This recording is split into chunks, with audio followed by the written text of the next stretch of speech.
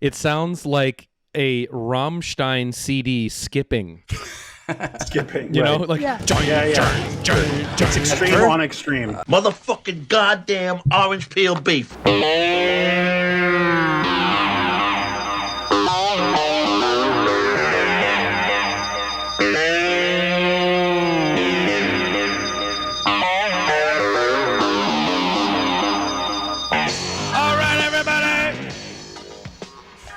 Welcome to One Fucking Hour, of course, the show where we have just 1 hour to talk about one fucking movie.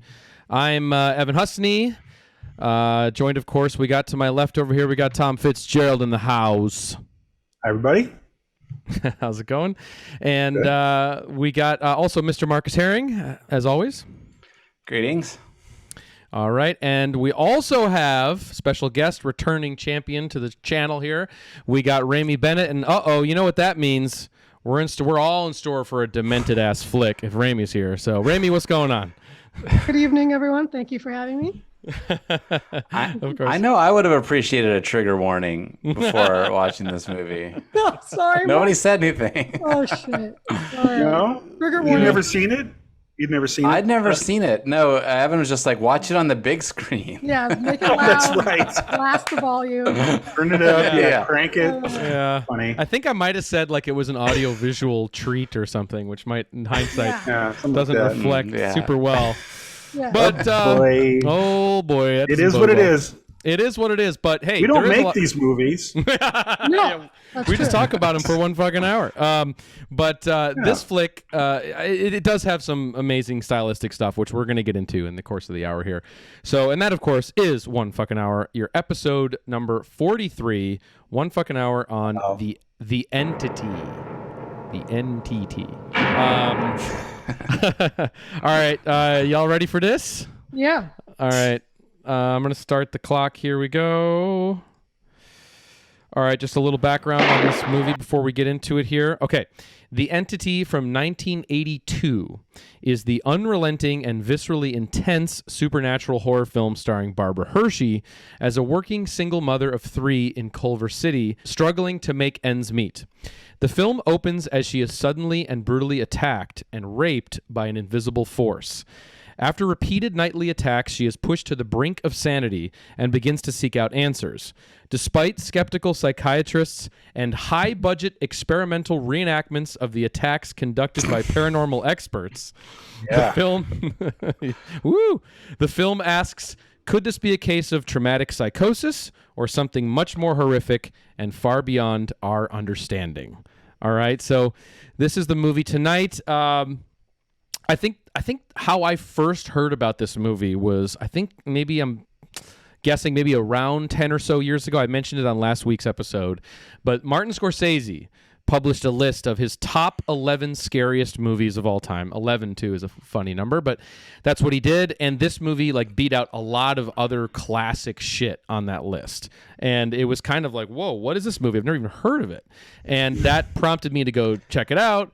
And then, of course, I'm popping it in, and like right from minute 4, this movie is delivering some pretty freaky shit and some pretty intense scenes. So, but I think what's really interesting about it, and we'll get into here, Rami, in just a second, is that, when I saw it on this list, I'm like, I never even heard of this. And looking back into it in the context of when it came out, 1982, 1993, it really fell through the cracks because as you had this movie called Poltergeist sort of come right in around that time, totally ate its lunch, as Tom likes to say. So it was pretty bad. It was pretty much bad timing for the movie. But of course, Rami, we revisited this movie just a few days ago under some pretty bizarre circumstances. And boy, does it ever still packs a stiff punch. Yeah, and I think in terms of the release, so the film was actually filmed in 1981, which is the time period we like to discuss here. Oh, yeah. But it was released in 1982 in England and in Europe. It didn't come out in the States until 1983. By that time, Poltergeist had come out in 82, had made, a massive splash, obviously as a masterpiece. And by the time Entity came out in America, people felt like, oh, is this kind of like a ripoff comparison or a ripoff? Yeah. So it's one of those movies I saw it, a long time ago, and I've always found it really, really affecting. So when we were doing this podcast, I was like, all right, well, I'm going to get the Blu-ray. So I ordered the Blu-ray, and we were going up to visit my little sister, who's 13, up at my dad's house upstate. And I was saying to Evan, like, we got to show her The Entity. Like, we got to do a screening. Really? And I was like, hang on. And I was like, I don't know, I don't know about that. And it was like, no, it's fine. Let's go. And so we had horror movies. We just watched Carrie. She loves Carrie. She loves The Shining. Okay. I was like, she can handle this. And Evan's like, dude, no, this is insane. Yeah. So like, it's a little nuts. I finally convinced him. It was a family screening. I just want to reiterate that it was a family screening. Your dad was there, sister. Like, we're watching this movie as a family, and but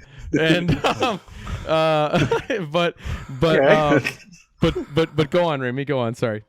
No, so the movie comes on, and I think it's like I hadn't seen it in a few years. I saw it in Anthology in the theater a few years ago, but I hadn't seen it in a little while, and I kind of forgot how, like, right off the bat, you have that, like, insanely brutal assault scene. So my little sister, like, I see her as we're watching it, and I'm realizing that she's, like, definitely getting affected by this, and I'm like, oh, whoa, okay, we can totally turn this off, like let me know, blah blah blah. And like she ended up watching most of it, but we eventually turned it off, and then she was like kind of convinced that this was real and that, like, ghosts were real, and it was intense. It hit really. It did, and it was also like the fact that the movie is billed to be based on a true story, and there are elements of this which we'll get into. This movie is based on a true account of a real woman who suffered a lot of the things that happened in this movie. Obviously, some liberties are taken more towards the end of the film, but I think your sister kind of realizing, wait a minute, this is a true story, and obviously, and allegedly. Well, I mean, but it is it's a true story in some ways, but also, like, it's a little more complicated than just saying it's a true story. Let's put it that way. And I guess it just, it speaks to how still affecting and brutal it is today, So. Oh, yeah. And let me just say that, like, kids her generation, like 13 years old, when they're watching, even The Shining or, like, these classic horror films we grew up on, that's all, like, funny to them. That's all, goofy effects, and that's not scary, and that's not funny. This movie terrified her, so I mean, I think that it would be something. Like, yeah, I mean, it would be scary enough without all the rape stuff. It would be a scary movie just the way it's executed and like the general theme of it. But, like, then all the psychosexual rape, graphic, violent rape scenes makes it just straight up disturbing. Like it's, and I think it's no surprise that, like, I'd never seen it either. This is my first viewing of it. And what happened with you? I just disturbed. But no, I amazingly enough, I saw this when it came out, and I was a kid, and of course, so we would go to the mall every Saturday, just automatically. Me and my stupid friends and my extended stupid school friends, and we just go to the mall, and it's like whatever the movie was, you just go. That's one of the things you did at the mall. So a lot of times it was like Creepshow at this period, Spinal Tap. Awesome. Actually, Poltergeist we saw at this theater. And then one day it's The Entity. I didn't know what the hell was going on. It's marketed with the poster and everything like that as being like the Boogans or, like, the Boogeyman or something, just some kind of more normal, campy kind of thing. And it was sparsely attended. And what I'm saying is, like, if we saw, like, Friday the 13th Part 4 or something at that theater, it was a party. It was packed. And it'd be like, what? Oh, and it's like, what's that? And it's like, oh, she can't look, like someone down the row. But this was just, like, sparsely attended. And I don't remember too many details, but I just remember everybody was, like, sullen and staring silently. And it was just such an enormous bummer. And it just wasn't fun. And all I remember was the indentation of the breasts that the invisible ghost is making on her breast, the indentations. And it's just, it was, nothing happened. It was just, like, upsetting and unpleasant and so unlike what we were used to with horror movies. And it just left a bad taste in me and every kid's mouth who actually wound up attending unknowingly. And for some reason, we could just go to every R-rated movie. Yeah. We're like 12 years old or something like that. I don't really know. I haven't realized till I thought about it now, like, just nothing was a barrier for us, Right. You could buy cigarettes back then at 12. No, I mean I mean like the movies, no movie was ever like, whoa, kids, slow down. It was just, get in here, buy popcorn. So and then I kind of completely forgot about it, and so I rewatched it last night, and I was like, wow, yeah, I myself was a child when I saw this, and on the big screen and huge and loud, and it wasn't fun. I remember that. It was the most sour modern movie I saw at the mall, easily. Yeah, I mean, it rings true. The movie does ring true. Like, it has a sense of authenticity, obviously because of Barbara Hershey's performance, but the subject matter is dealt with in almost a realistic way. Besides the paranormal aspects of it. Right. I mean, rewatching it even now, when my sister was getting upset, like, I actually had a moment where I felt like I was having a panic attack for a second. Maybe we can go through, Evan, that first scene, like explain why it feels so brutal, and kind of maybe walk through that. Like, for because sure. it really throws you right in the deep end, so it's like, I think it's interesting because the opening credits are kind of this condensed montage of this woman's life. So right off the bat, it's this great condensed character development where Barbara Hershey's character is at a typing class. She has like a night job. She's running home to the kids, putting the dishes, in the sink. You're like, okay, working class mom, single mom. She checks in with her, older son.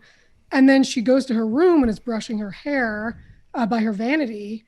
And then she is just like suddenly, abruptly, brutally thrown down into the bed, and her head is like smashed down. I think that was what got me the most. It's very realistic. Like, it's her head is being suffocated into the pillow, and then the score just starts going. I know that score. And the score assaults you, the viewer. You're just completely getting assaulted by it. It's industrial music. Yeah. But it's not industrial music. You know what? Go ahead. Oh no, it's rough. It's brutal industrial music. And I used to make, when I worked in retail, I'd make a room, at the end of the night, I would put on my room clearing mix to make customers leave the store. And man, I was thinking last night, I was like, damn, I wish I knew about this song back then, because this is a total room clearer, You know what it sounds like? You know what it sounds like to me? It sounds like a Rammstein CD skipping. Skipping, like it's extreme on extreme. At first I was like, this song is amazing, it's so cool, and then but you better learn to love it, because you're going to hear it a lot in this movie. I'm going to be perfectly honest. I'm just reading my note here. Monotonous question mark? Obnoxious question mark? With the industrial, I don't know how I felt about the music, actually. I was a little... It's striking at first, and then I was like, boy, I wish they played with it maybe a little bit more. Yeah. Okay. And also, I literally just had to keep turning down the volume. Yeah. Oh. I'm like hearing people, and then it's like, oh, I have to turn down the fucking volume. Oh, no. It's like they It's were so just like... extreme. It's like they went to the composer and just like bashed trash can lids together, and like, this is what you should make it sound like. Okay. It's... So Is that, are you about to say that's exactly what they did? Well, I pretty much. respect its extreme element. I absolutely respect it, but experientially, I was just like, "Oh boy, it was brutal." It's brutal. It's brutal. Let me just because we're on the subject of the score. Sure. There's I'm sure we're going to get into talking about the director too of this movie, who's kind of a pretty deep cut director as well for this film, Sidney Furie. But there's an interesting special feature on the Blu-ray release where they interviewed the composer. Highly recommended, by the way. Very very interesting. But is he a harsh Eastern European, East German guy? But he scored A Nightmare on Elm Street. So. Yeah. Oh. So he's a very accomplished composer, and he talks about the direction that the filmmaker gave him to come up with that song, and there's also another song. song. Q. Sorry, Q. There's another Q in the film, or another theme they have in the movie too, where it's kind of all the precipitating stuff, right? And the director referred to the hard industrial stuff as the thrasher. Give me the thrasher, he would say, quote unquote. Yeah. Okay. So it's actually called the thrasher, and then the other one is called the high dread.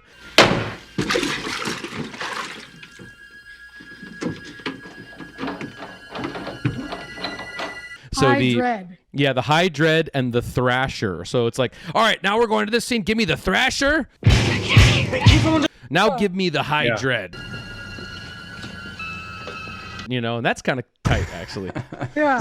I might need to pick up the vinyl for it because it is that Yes. you know it's that Yeah. it's that weird. Did it come out? Yeah. There's a vinyl. There's yes. Wow, that's a thing. In terms of that, the score / what feels like sound design, for me, it's very much referential to The Haunting from 1963 that Robert Wise directed with Julie Harris. If you guys, I mean, I'm sure you've seen The Haunting. If that's kind of like the gold standard, I think, of haunted house and sort of like psychosis, female psychosis movies combined.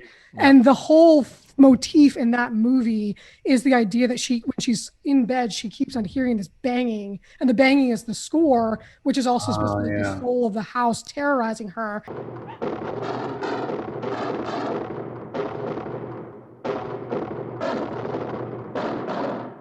And then you have all the Dutch angles, and it's really, really. So it's definitely echoing that film. Okay. Oh, 100%. Rewatch.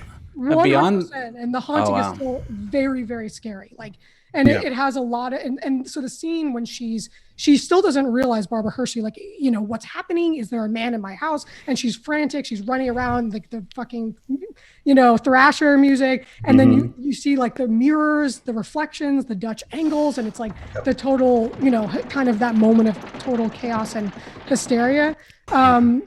So yeah, I think it's a pretty wild opening in that sense.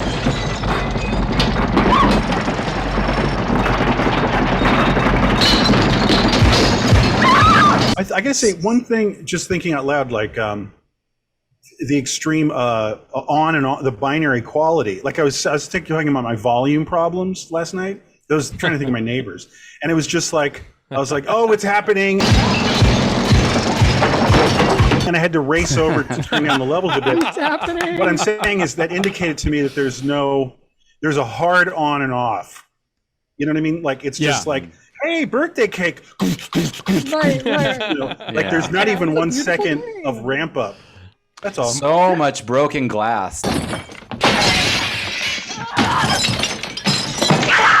Too. Like it's the music, and then like every window in that house broken like 6 or 7 times over the course of the movie. I love it. I absolutely love it. Happen pretty quickly. Like, so it's like, I think you feel like you said, Marcus, like sort of assaulted as the audience, like, because she goes to her friend's house, she has that, then she comes back. And I feel like that scene is really beautifully done, where she's in the bed, she's sort of waiting, like, is something going to happen? And then slowly she's kind of looking around. You have the score come in, the camera's kind of that is good towards it, and the camera movements are beautiful. And then it's like, bam, another, and like, I think there's a lot of intentionality in that scene, which is really nice. And then you're like, holy shit. There's a lot interesting, that just the repetition. Yeah, that's a weird thing that they played with. I don't know how successful it was ultimately, but like just that it's the same setup again, quiet and then on again, and it happens so many times. Like I did watch it on VLC, apologies, but like I accidentally clicked back in it, and I was doing something else, and I accidentally clicked back like you know, about 4 minutes or something, and it took me like 5 minutes to realize that I was watching the same scene over again because I'd already yeah. And I think that goes to the nature of the subject matter. Like it's you're in her experience, you know, like that it's this unrelenting experience that like she cannot stop. She has no control over. Yeah. And it takes over like very suddenly and is all encompassing. If I can, just real quick, because I also just think, like, as we're talking about the score and everything, we've touched on it a little bit, but also the cinematography in this movie is out of control in terms of how they are framing. There's so many scenes that have such unconventional framing, and you're seeing cameras in very, very interesting positions, a lot of canted angles, a lot of Dutch angles, a lot of amazing push-ins, and of course you look at who the cinematographer was, and you have Stephen Burham, who is De Palma's guy. So you're looking at the guy who did Body Double, and you're looking at the guy who did like even the freakier stuff like Raising Cain or whatever, maybe potential One Fucking Hour in the future. But it was like, and like you're seeing that, like, wow, the way they're constructing these scenes, especially that second attack scene, the way that it slowly just kind of unfolds and everything, that is a genuinely terrifying sequence. I think that might be one of the more terrifying sort of ghost poltergeist-esque scenes I think I've ever seen.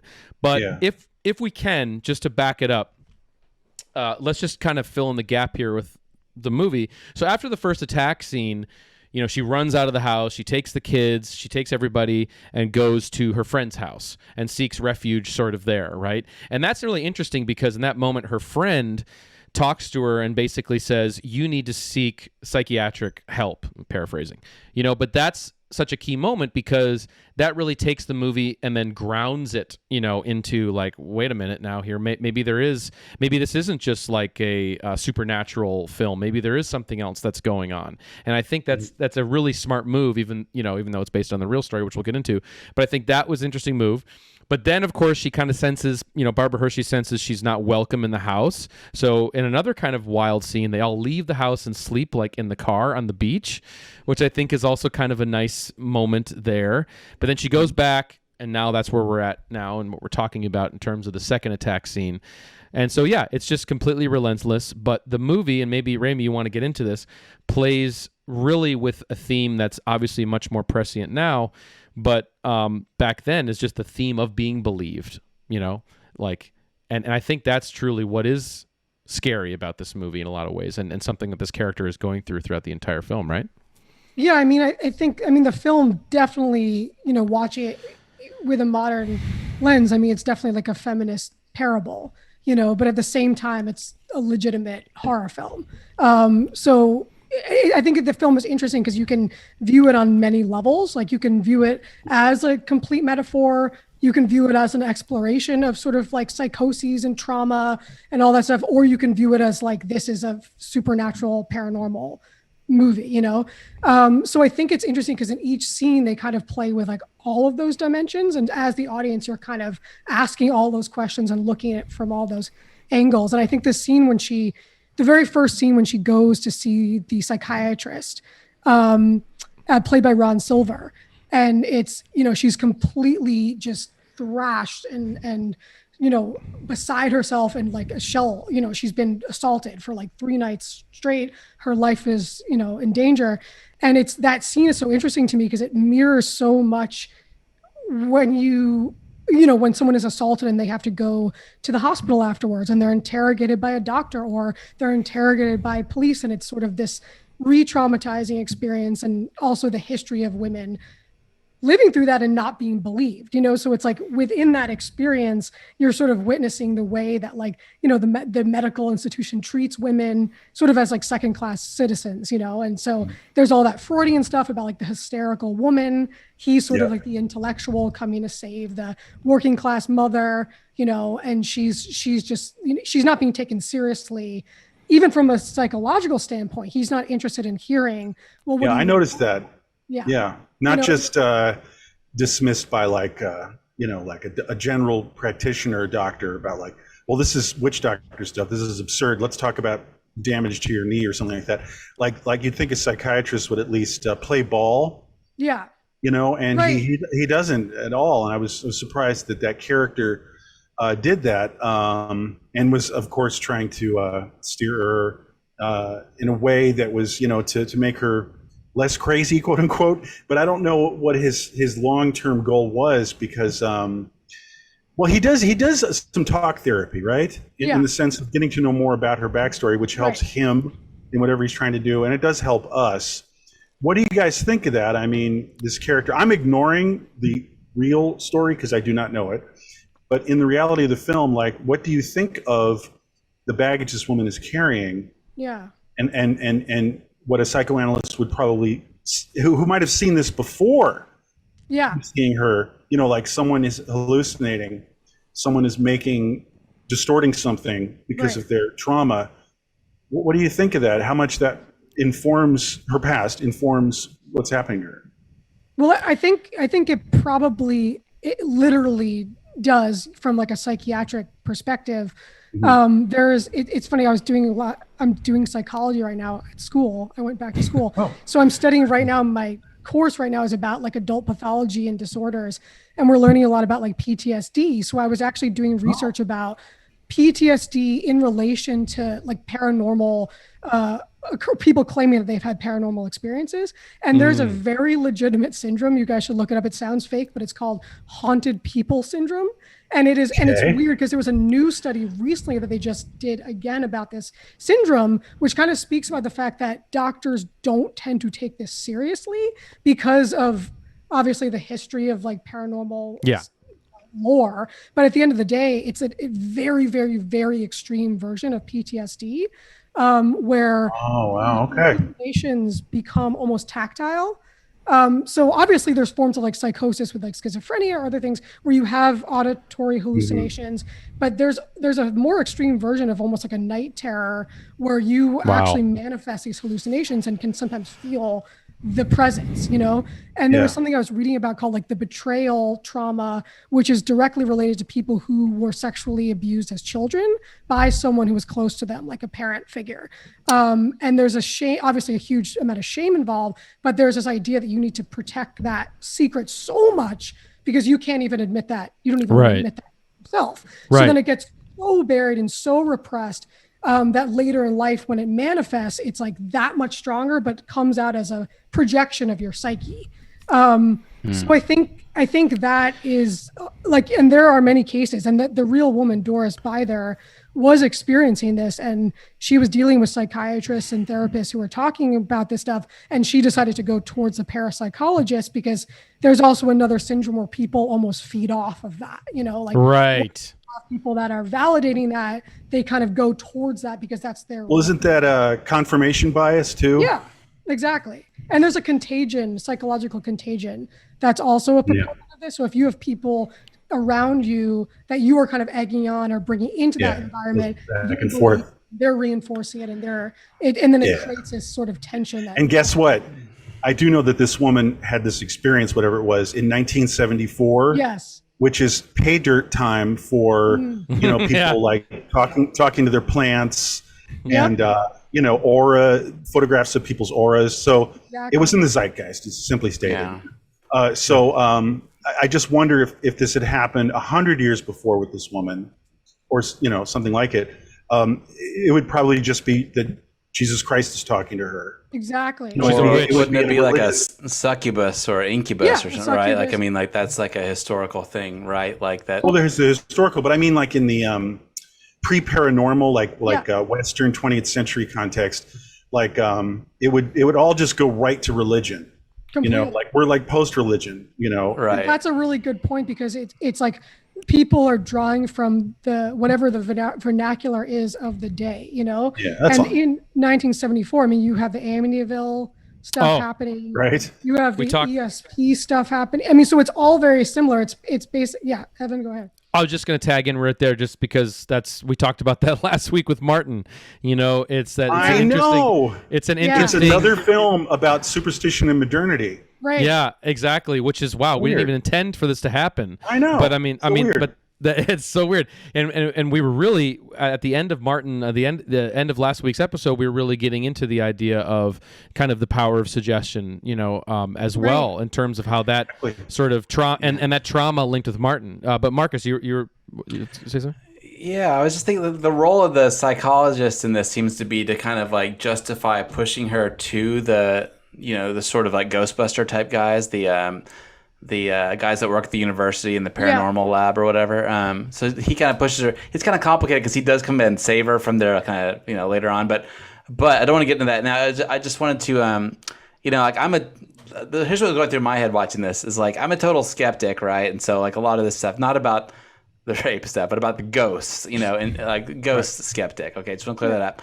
But however, there's been a few things in my life where that this movie reminded me of. Like, one, my mom always says that she saw ghosts when she was a kid, and she could explain it. It gave her an asthma attack. It was her grandmother, all this stuff. So, you know, I always believed my mom on that, of course, even though I'm a total skeptic. And then also, I used to have sleep paralysis, and at different points in my life. And I when I was a kid, I saw the shadow people. Like, I would have shadow people dreams.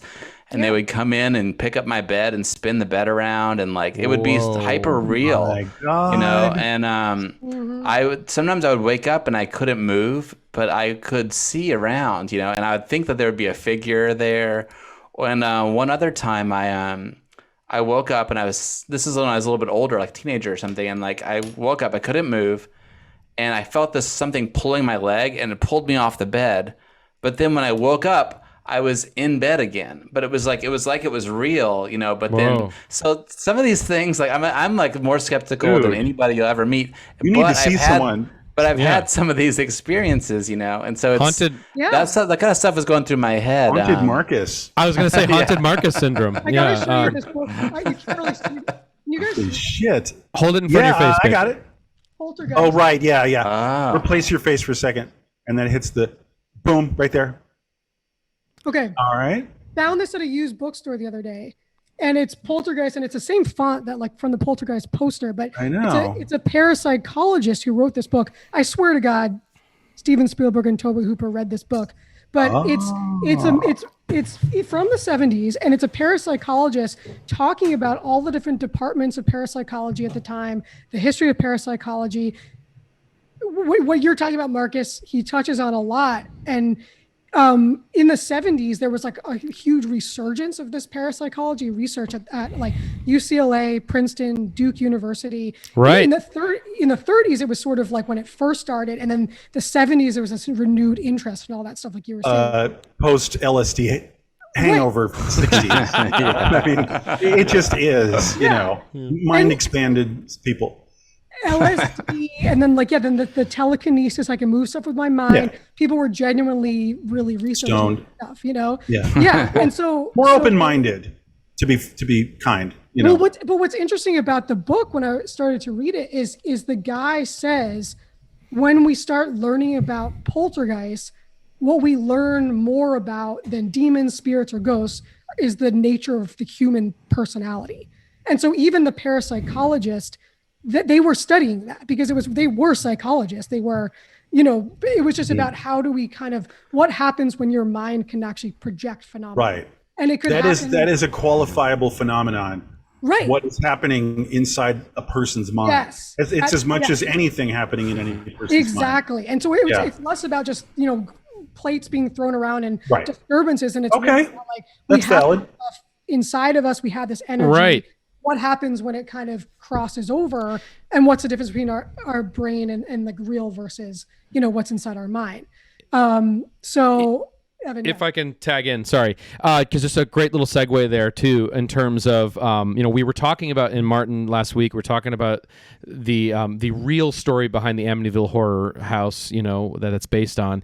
There is a wicked, weird ass documentary out there called My Amityville Horror, which is about one of the kids who grew up in the house, and it's amazing because it's just this cool. guy. It is cool. He's like he's this total kind of metalhead dude, you know, who's mega traumatized, smoking cigarettes, drinking Mountain Dew, and like swearing at you throughout the whole movie. But it is kind of speaking to that, where I think it is getting inside that psychology, what we're kind of talking about here, but in a little bit of a different way.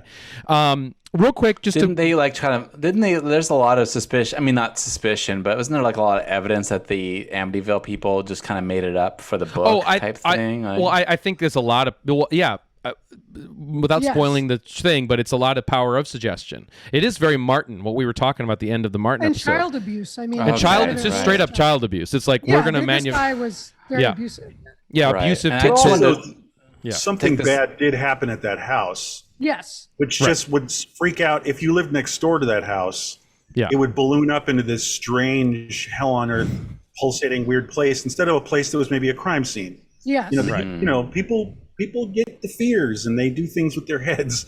you know. Totally. So Yeah. they you know, that's what monsters are. Exactly. You know, if I'll just give you one Tom's dumb 5 cent theory. Monsters, I think, are derived from deformed children, honestly, because you know, a woman would give birth to a very fucked up deformed child, and it looks very weird and heavy, and so then you know they banish it, and they probably kill it or something like that. But that huge impact on the village, just witnessing something that's not a normal looking human being, it's supposed to be cute. I think that just like is waves and for generations of the fears that slowly grow into becoming the monsters in the woods, are like just the deformed baby that's maybe abandoned in the woods. I don't know. Maybe I'm 100% wrong, but I just feel like that's part of what human minds do, especially minds that are less, you know, informed by, you know, like basic facts, you know, the things that allow us in this modern world to have air conditioning and airplanes and stuff like that. I think that they just got really fanciful, and the fear just overwhelmed them, you know, and all it was though was a genetic problem that's very basic if you have basic science understanding. Well, You know what I'm saying, there's right? some sort of like psychology that happens too with people that are a true believer, and then they can like go to lengths to make things happen. Like they believe in some supernatural thing, but then they also are like faking it at the same time, right? Like I'm just gonna go out and limb and talk about someone that, what's it when they have like when they're bleeding out their eyes? It's like a religious stigmata, right? Like I mean, like, and bleeding out their hands and stuff. Like I mean, I think that's probably not real, right? But like that they believe it, but also maybe faked it too, you know, or like went to some lengths to make it happen too. I mean, I don't know. So that could happen with ghosts too, where like you believe it, but then you also are faking it at the same time. Like, and cult leaders do that too, right? Where they know that they're fleecing everyone, but they also believe that they're God, and they know that they're fleecing everyone at the same time. Both things, you can convince yourself of both things, two things at once that are mutually exclusive, and work to like achieve them. So Well, I think And it'll get you wobbling away from reality. about the film though is it's like, and I think what you guys are saying in terms of this quality, it's kind of like a narcissistic quality as well. Like it's sort of like wanting to believe that fantasy, wanting to kind of be almost empowered by that otherworldly phenomenon. Whereas in this film, it's interesting because the real life woman, Doris, I think had a lot of those qualities. She was supposedly, you know, a very bad alcoholic. She had a very contentious relationship with her children. There was a lot of anxiety, a lot of turmoil, a lot of emotional duress and stress in that family. If I might, were they living in a condemned home? Yeah, they were living in Culver City in the house, and it was condemned. And it kept on being condemned by the city, and it was really rough. Like they were living in very, very, very rough conditions, sort of by you know, struggling, you know, and Like there was streetwise kind of life. Yeah, and she was raising film. these kids, and there was and when there was interviews, I think, with the son, and there was a lot of intensity and tension, and I think the sort of having the attention even of the parapsychologist. What happened in real life is like she was having these situations happening, and she was in a bookstore, which happens in the real movie, and she overheard a conversation between these two students from UCLA. That really happened. That happened. It felt so contrived. I was waiting for Marcus. Implausible part. I was waiting for Marcus to come in with that one. I knew. Truth is strange. I was like, Marcus, stranger than fiction. I was like, Marcus So she's is in there not going to buy and that. looking through books, and then these guys are like, "What?" Yeah, and they're the students at UCLA. His name's, I wrote it down, Dr. Barry Taff.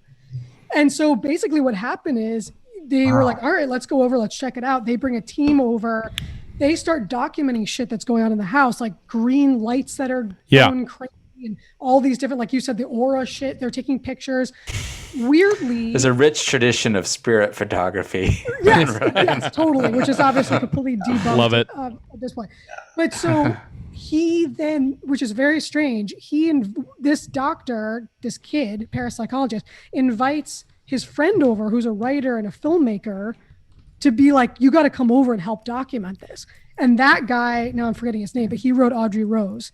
as well. Right. He ended up then writing a book about the experience because it was so intense. They all shared this super intense experience with Doris. He wrote a book about it called The Entity. Then The Entity became a bestseller.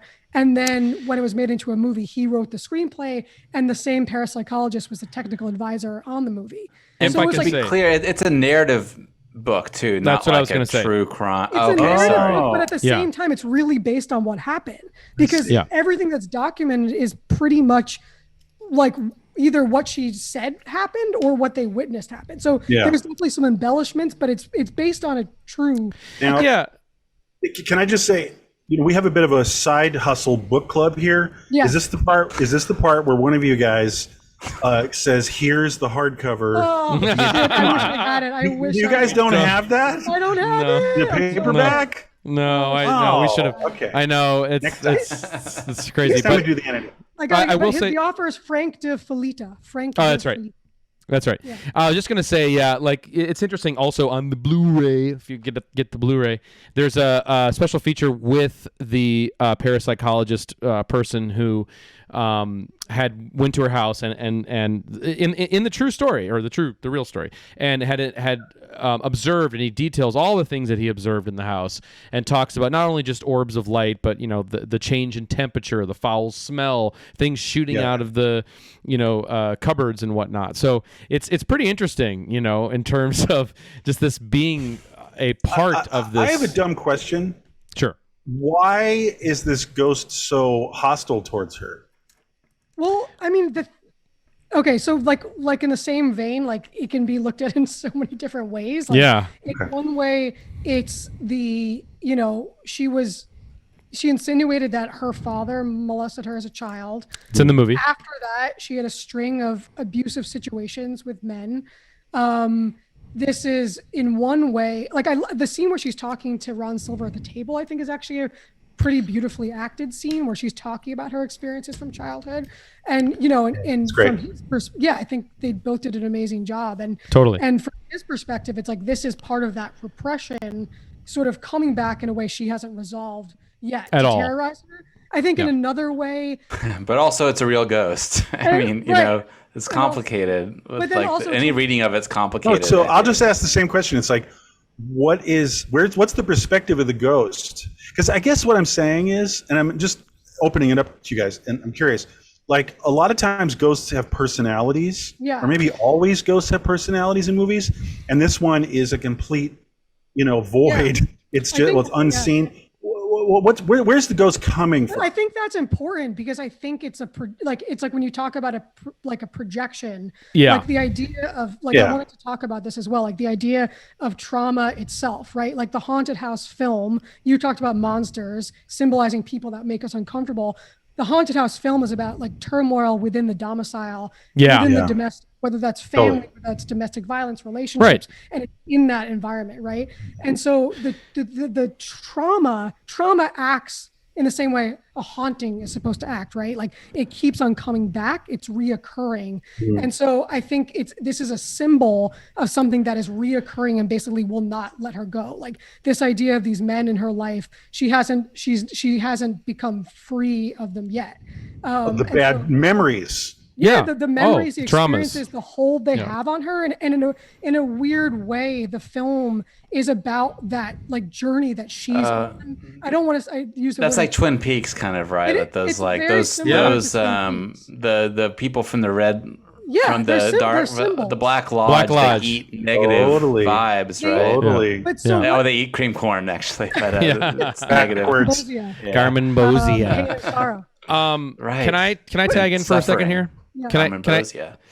Yeah, exactly. Let me just tag in here too, because it's like, I don't see it. I think the film, it's not binary, as we were talking about, in terms of like what the ghost is, right? Because it is about her trauma, and I think it's smart of the movie to ground it in this psychiatric sort of way with Ron Silver's character and everything to kind of give it that weight.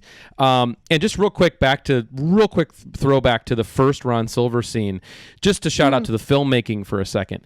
The the framing of just that dialogue sequence, if you go back and look to, I'll cut to it right here. There's some amazing framing that's very non-traditional in just a simple dialogue scene that's showing you that a filmmaker is firing on a different cylinder in this movie right there. But anyway, what I did wanted to say, just to kind of bring it back to just a couple of things, is really about Barbara Hershey, because I think that this movie, and then we should talk about the last act, this movie, because the clock is dying here. But Barbara Hershey, super shout out to her, because I think she's a main reason why this movie, I think, is pretty effective, is because she's really I agree. able to. She delivers an incredible performance. You know Danny Perry, who wrote all the cult movie books. You familiar with him? Do I? Okay, yeah, of course. He wrote a book called The Alternate Oscars. I don't know if you've ever picked up that, but Not that one. no, it sounds awesome. Where he went through every freaking year and wrote like what the nominees should have been. But it's from Danny Perry of the cult film books, and nominated for Best Actress. Man, he chose Barbara Hershey. So That's great. I know, love that. So. But it was Meryl Streep, right? Instead. Yeah, probably. So quick. But real quick, just another trivia moment. Barbara Hershey changes her name to Barbara Siegel, right? And the movie she did that in was last summer, directed by Frank Perry, who directed The Swimmer, OFH number, episode number.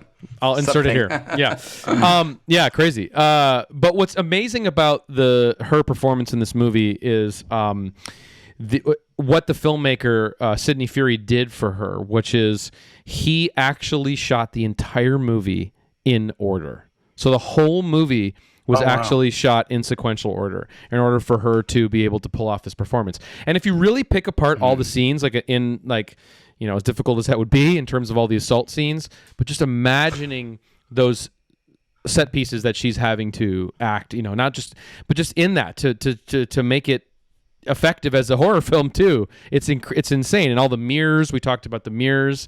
The film has this. Yeah, like the fracturing, like I it's like in terms of what she's going through as a character, it's like, you see all the fracturing of her sense of self in the same way any person who survives an assault like that or violence or abuse, it's like you go through this sense of losing yourself. The amount of mirrors that are in the film, you have the 3 mirrors by her vanity, you have the mirror in the bathroom, they're everywhere, thrown up against the mirror. There's this constant sense of identity, losing identity through the assault, right? And then her need to be believed is so strong because her existence of what she's lived needs to be validated, right? The psychiatrist doesn't validate it. She wants to be believed so much. Finally, when she goes to her friend's house, her friend sees the glass smash through the window. She sees the phenomenon and she's like, oh my God, you believe me. And it's like her lived experience is finally validated. And that moment you see a turning point in her character where she starts to rebuild her sense of self, her sense of strength. And then she goes to the parapsychologist. They sort of use her, but. Yeah. Well, I was just going to say, getting back to what I was saying before, if this was 100 years before, she would have gone to the church because there was no psychoanalyst. And when people would go to the church, it's the things that people would go to in modern times then and, around now, these 2 new centuries, 20th and 21st, they'd go to a psychiatrist, or more to the point, she wouldn't go to church. Barbara Hershey's character does not go to church, but a lot of people would have if they had a more base, simplistic, faith. Also, she doesn't, in a way, it's funny, I'm hearing you say this, where else is she going to go for validation? I mean, there's a good friend, and that's cool, but what other choices does she have? I mean, she's grabbing at straws, and again, in this modern paradigm, it does default on, hey, I'm feeling weird in the head at the very least. Where do you go? You don't go to the church anymore. I guess you go to a psychiatrist, but what else is there? Yeah. Right. And it's so other people who share. Sorry, I'm going to shut up. Sorry. Yeah, go for it. Maybe she didn't understand, and maybe this didn't exist, but a peer group. Yeah, like a support group of people. She has kind of a deadbeat boyfriend. Who's Mo Green, but it's so weird. Alex Rocco. But he's not really very helpful, No, he's too Alex Rocco. Well, all the people in her life are failing her. All the adult men in her life are failing her in some way. Totally. And it's really about, I love the moment when at the end during the experiment, the rehearsal, when Ron Silver says listen, come with me. We can figure this out. I'll make that contact with you. We can make that contact together. And she just looks at him in this cold way and she's like, I don't want to make that contact with you. Right. And there's just something that's so interesting. Like it's sort of the Hollywood trope of the intellectual guy who's going to come and save the single mother. Yes, totally. Like, I don't, I'm done with you people. And his character is stereotypical, but it's cut at the knees. And he doesn't have a savior thing happen. Can I just, if Evan, just refereeing, if we're going to put a button on if we're going to put a button on the great casting of Barbara Hershey, can I just throw out there that they asked Joe Clayburgh, Sally Field, Jane Fonda, and my favorite, Bette Midler.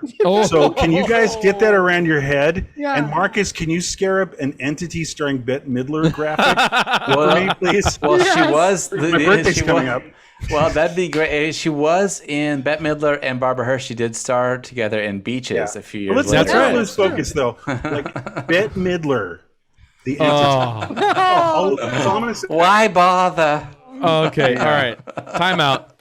We got to get back on track. Wait, I want to talk. Can I talk about the orgasm? Can we talk about the orgasm? Okay, talk about the orgasm. I know you're here. You want to get orgasm in. So do that, but then throw back. There's one thing I've been waiting to respond to Tom on something for about 20 minutes. But go ahead. Go. You go. Okay. Well, just what you were saying is like about the in terms of the ghost motivation, the POV of the ghost.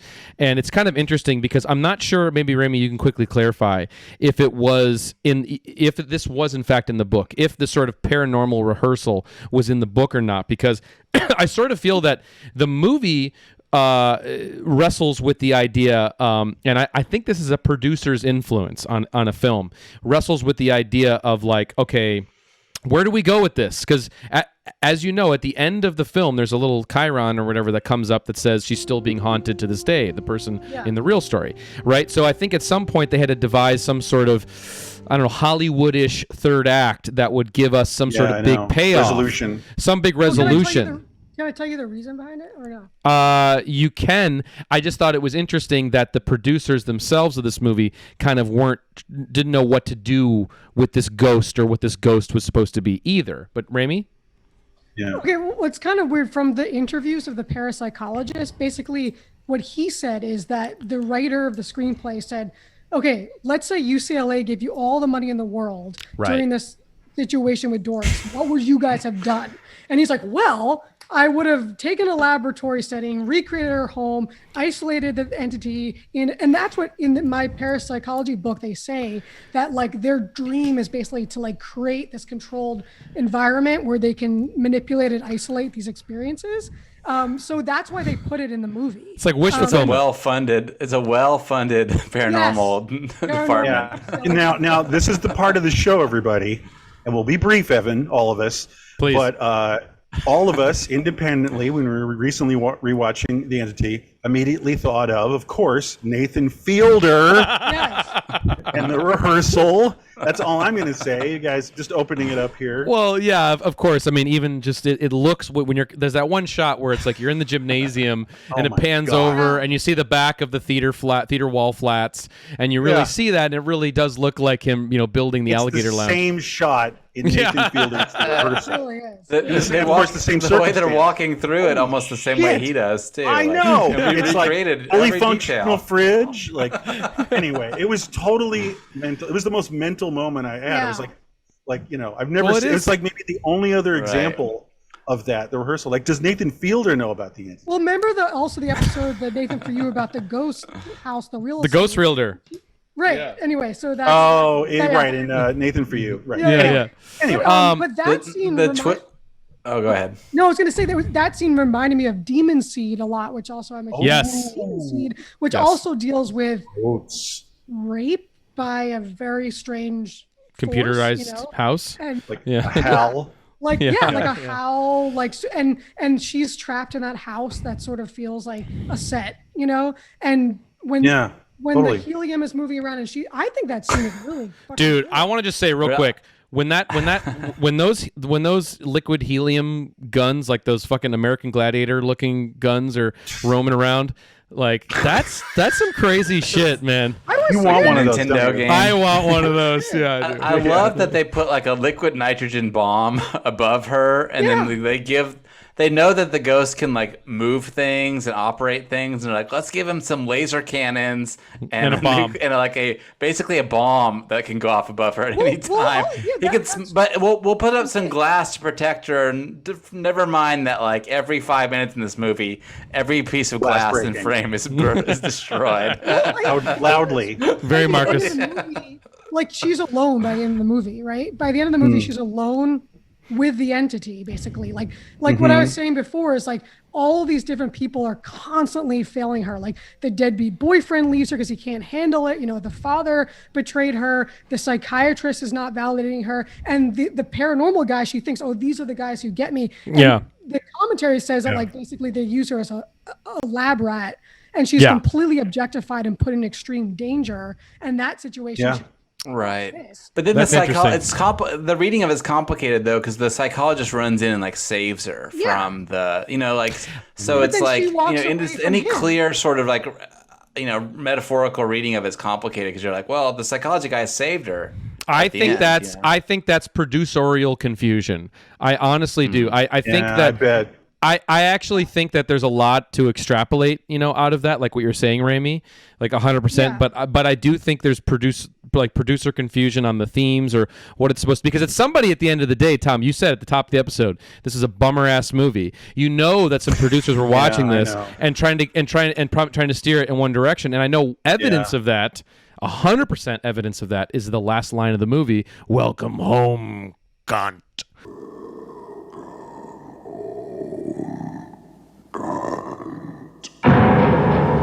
It sounds like Freddy Krueger. all of a Yeah, sudden. It's like, that's what is- not. That's And she hated So that. unnecessary. Everyone hated that. Like everyone hated it. It was like a producer note. Oh. Yeah. Okay. Because it just Yeah. felt like that wasn't the tone. Like we said, the tone is No. sort of like it's about her experience. It's real. It's authentic. It's producer hijinks, 100%. Yeah. Sure. Okay, Raimi. It's like setting up the sequel. They're hoping for a sequel, maybe. Yeah. Right. Yeah. Yeah. How Start about another Bette 2 Midler. hours of this shit?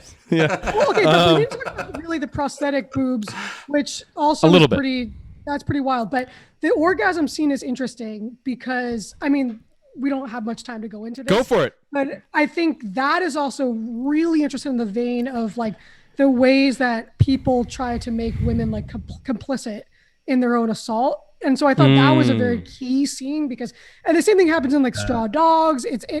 Fire Walk With Me has that moment. Like it's very, very complicated. And often, whether it's a woman on trial, whether it's a woman at the doctor, whether it's a woman, just being discredited, it's like if your body responds to the rape, the insinuation is you are somehow complicit in the rape because your body. And is what you're alive. saying is it's because the ghost was sneaky and did it when she was sleeping.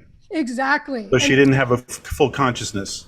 And it's like regardless of what the reason is, like it doesn't ever justify assault, and that's something that's always been used over and over again. Right. Like I said, when people are interrogating women. But there was a part that was cut out of the movie that was in the script, supposedly was shot. Oh boy. The ghost is making her have ancestral dreams about her son.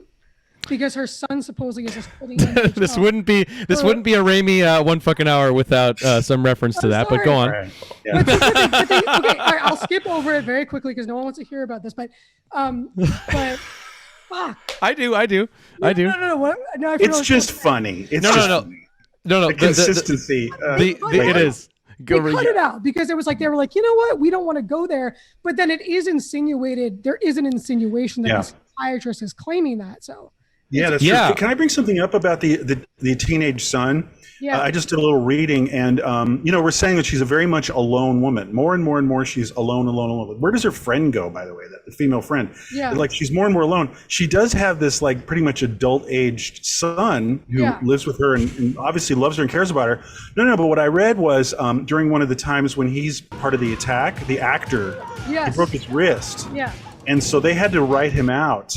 And in fact, you just kind of see him fleetingly, in the second half of the movie and going like, I got this thing because of the ghost, and he shows up a cast. Yeah. So what I'm saying is is that maybe for unfortunate practical reasons that he had to recede as a character because, Well, What I'm saying is Tom. that is a person on her side, right? Tom, Yeah, Tom, sure. that disappears. happened in the real story, by the way. Supposedly it happened in both situations. The Wait actor a minute. and the son broke his arm during that. No, that was the rehearsal. And they went to do trivia night. Right. Yeah. But Right. dude, anything in the book seems to be questionable, since the book has the big the big ending. I know, but I'm just saying, I don't know if aside from the I don't think it implausibility of does. everything, the book does have the big ending, right? I don't So, think it like, does. I don't I don't know. think it I know does. that the screenplay The screenplay does. I don't think the book has that. Yeah, yeah. But, Sorry, what were you saying about the son? I'm sorry. Just Oh, what? He broke his Son. arm in the real story. The son in the real that's story broke his arm weird. during one of the attacks. Yeah. Okay, so, now I'm creeped out. Yeah, so Are be you fucking for real? We're Yeah, for real, supposedly- dog. supposedly, So be supposedly. be creeped out. Oh, But I believe I everything wanted to now. also say that all Women Against happened.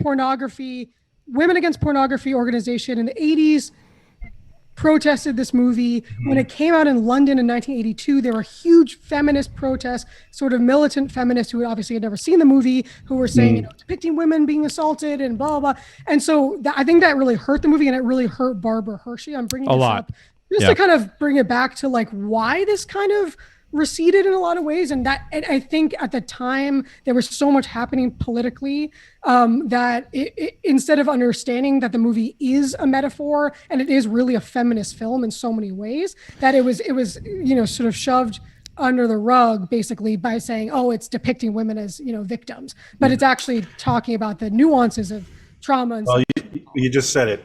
You can assume that no one protesting actually saw the film. yeah, Right. They protested a synopsis, Right. Yeah. Yeah. I mean, I would say also, that's probably true. That's true, and I believe that. But I think it is sort of an oblong movie too. Like, it has some inconsistencies. It has some deficiencies. I think I was really happy when the Ghostbuster guys showed up, but then as because the movie's so heavy, and then you're like, okay, good, some other characters to lighten things, but they kind of failed to do that very effectively. And the psychologist's relationship is he's like fighting with them, and it feels kind of like weak, like their struggle feels a little weak. The film has some deficiencies, I think, just beyond getting banned or whatever, that I think probably I love it. I had a great time, as a movie, but I just think it had some deficiencies as a film that would I'm gonna keep it on the back it's not burner a poltergeist, anyway. but it's very, very Yeah, it's affecting. not a poltergeist, but yeah, I think it's a gem. I think it's definitely a gem, and I'm going to push back a little bit in saying that I think that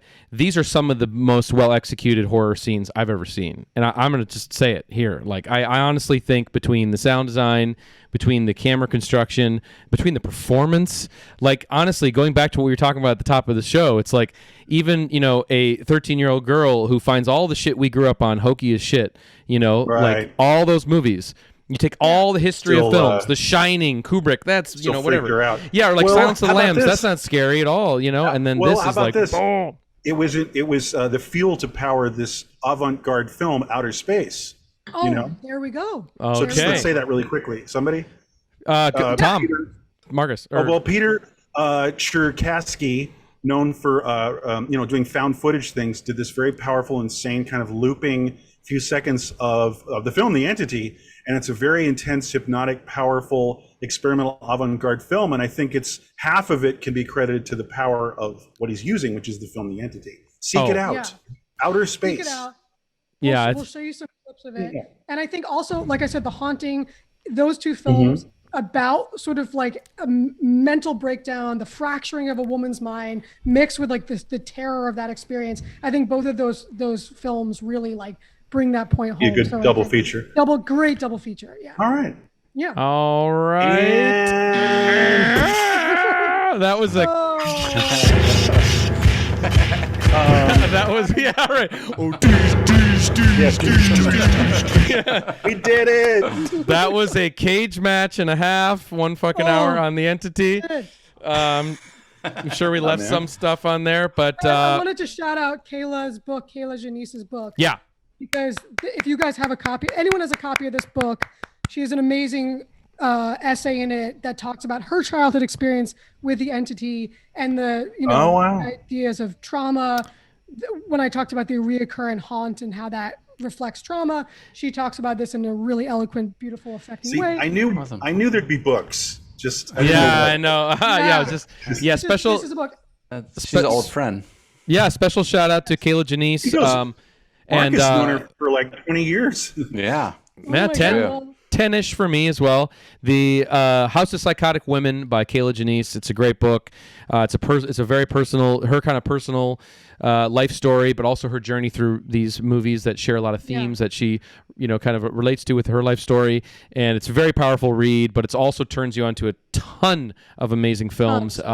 And I also just wanted to say too that after I did watch The Entity and then pick up Kayla's book, and it was like, it was perfect because it was a perfect companion to just being exposed to this film. So definitely check out that book. And just real quick, let's talk about. Thanks, Rami, for coming on the show with another Demento. Happy Fucktober. Yeah, glad you could join us. One fucking Tober. And about it, our Fuckiversary is happening right now. So a lot of exciting one fucking hour news happening right now. I know. That's right, everybody. This is our 1 year anniversary. I can't freaking believe it. This month we're celebrating. I know. Oh my God. What? Mind blowing. What? It's insane. Did we do a bunch of movies in the past year? I can't remember any of them. We did Mask. We did Cracking Up. We did Mask. Boy, did we do Mask. Great. We did Star Wars. Yeah, we've done some wild shit. But in case we've gone some places. We really have. But in case you've been living under a rock, we've this whole month we've devoted to horror flicks and for what we're calling One Fucking Tober. And we are now just entering the midway point with next week. So just wanted to give a special shout out to next week's episode, what it's going to be, just so you guys can get your pre-watch in before we talk about it. Tom, you want to set it up a little bit? It's the film Ganja and Hess. Ganja and Hess, Bill Gunn's 1972 Ganja and Hess, a very special film. It was kind of lost, and then in the past 10, 15 years, it's been rediscovered, thankfully, good Blu-ray restorations and whatnot. It's a rare one, and thankfully it's seen the light of day, but it's also rare in what it is. It's just a really strange film. Again, there's sort of strange parallels happening in these selections accidentally that I feel there's some connections with Martin, actually, because they're both modern day vampires, quote unquote, films, and also there's there's some bits of modernity meets the supernatural in Ganja and Hess as well.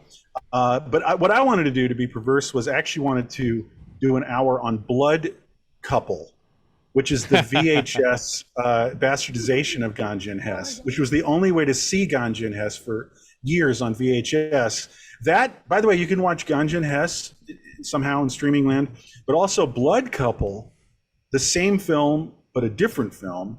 It's on YouTube. You can watch that. That would be strange and interesting to watch, because I just, all I'm saying is next week I am going to get into what happened to this film, because I think it's actually more interesting than just like that they cut it down or something. There was another creative person who took the footage and made his own film. Weird. So it'll be Ganja and Hess plus. Oh, awesome.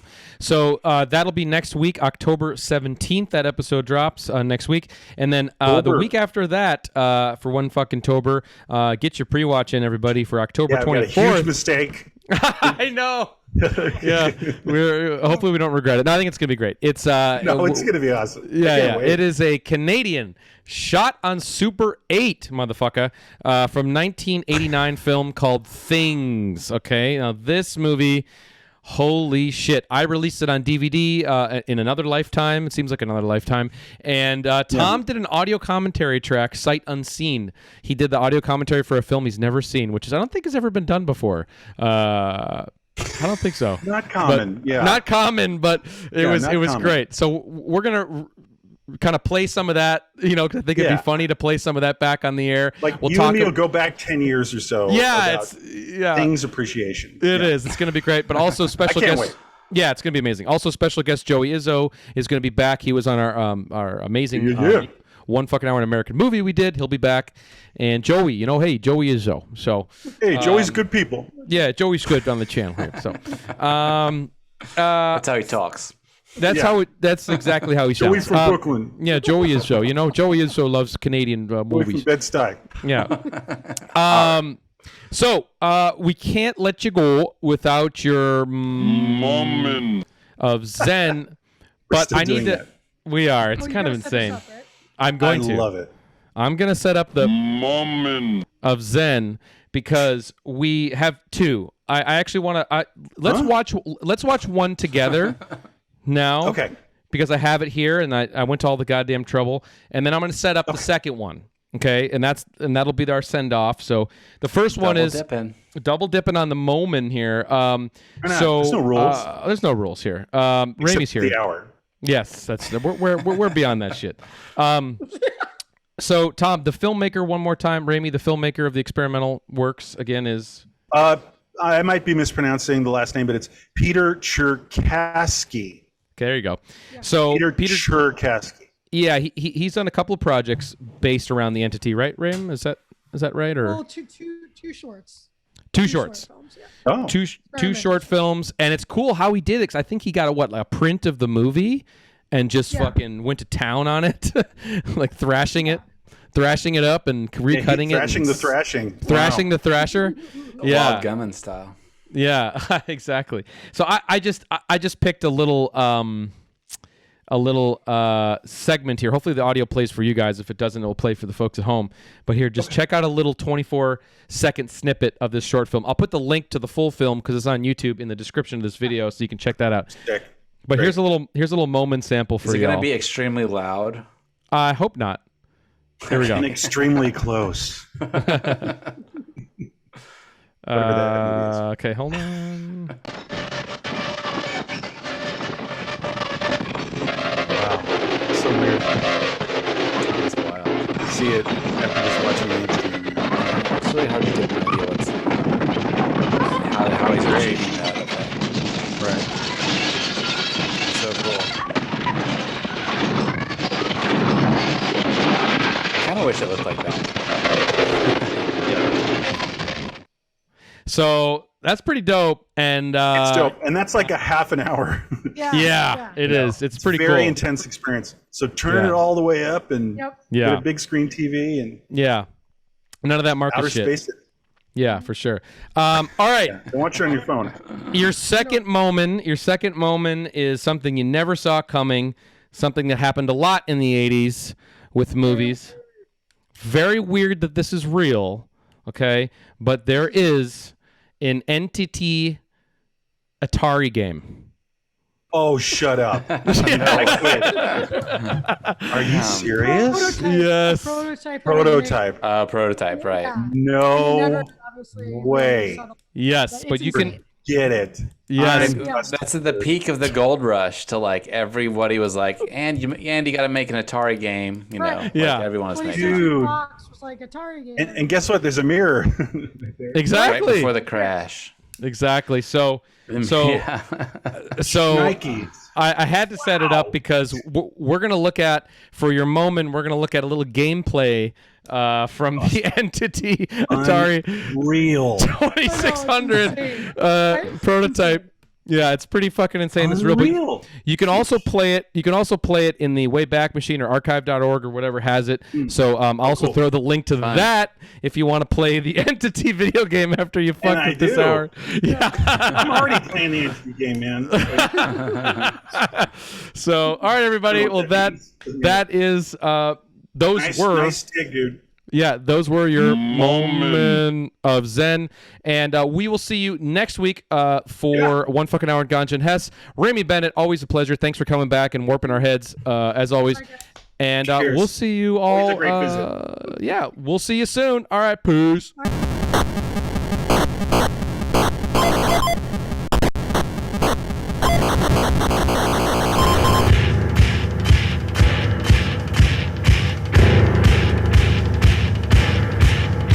Motherfucking goddamn orange peel beef.